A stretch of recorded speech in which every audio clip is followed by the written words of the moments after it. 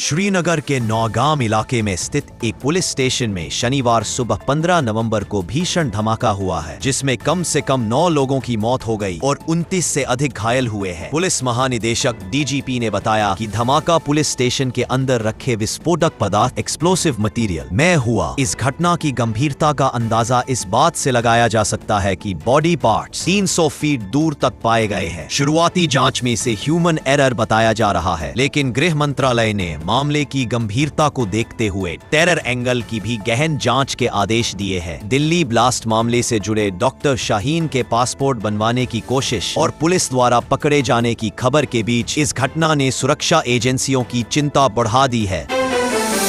प्रधानमंत्री नरेंद्र मोदी 15 नवंबर को बिरसा मुंडा जयंती समारोह में हिस्सा लेने के लिए गुजरात के नर्मदा जिले के दौरे पर है, जिसे अब जनजातीय गौरव दिवस के रूप में मनाया जाता है। इस अवसर पर पीएम मोदी हजारों करोड़ रुपए की कई विकास परियोजनाओं की सौगात राज्य को देंगे। इसके अलावा वह मुंबई अहमदाबाद बुलेट ट्रेन परियोजना की प्रगति की समीक्षा भी करेंगे। पीएम मोदी सूरत में निर्माणाधीन बुलेट ट्रेन स्टेशन का दौरा करेंगे, जिसे देश का पहला बुलेट ट्रेन स्टेशन बताया जा रहा है। उनका यह दौरा विकास कार्यों को गति देने और आदिवासी समुदाय के सम्मान पर केंद्रित है, जिससे राष्ट्रीय और क्षेत्रीय स्तर पर कई महत्वपूर्ण घोषणाएं होने की उम्मीद है।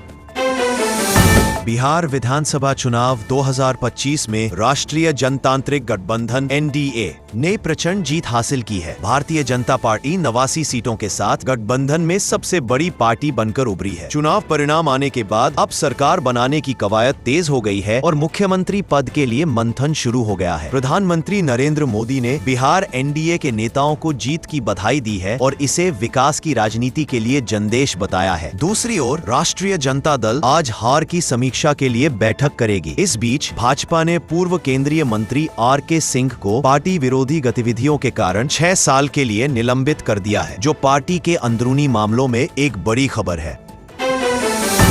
दिल्ली में हुए ब्लास्ट की साजिश से तार जुड़े होने के बाद प्रशासन ने बड़ा कदम उठाया है। दिल्ली ब्लास्ट मामले में शामिल 4 आतंकी डॉक्टरों का लाइसेंस रद्द कर दिया गया है और उनके नाम डॉक्टर रजिस्टर से काट दिए गए हैं। इसका मतलब है कि ये डॉक्टर अब भारत में किसी भी तरह से चिकित्सा का प्रैक्टिस नहीं कर पाएंगे। जांच एजेंसियों के अनुसार ये डॉक्टर आतंकी गतिविधियों में शामिल थे और धमाके के बाद से ही कई अन्य डॉक्टर लापता है, जिनकी तलाश की जा रही है। जांच में सामने आया है कि ब्लास्ट के आरोपी उमर ने लाल किले के सामने बम तैयार किया था। इस कार्रवाई से यह स्पष्ट संदेश दिया गया है कि आतंकवाद के खिलाफ सरकार जीरो टॉलरेंस की नीति पर काम कर रही है।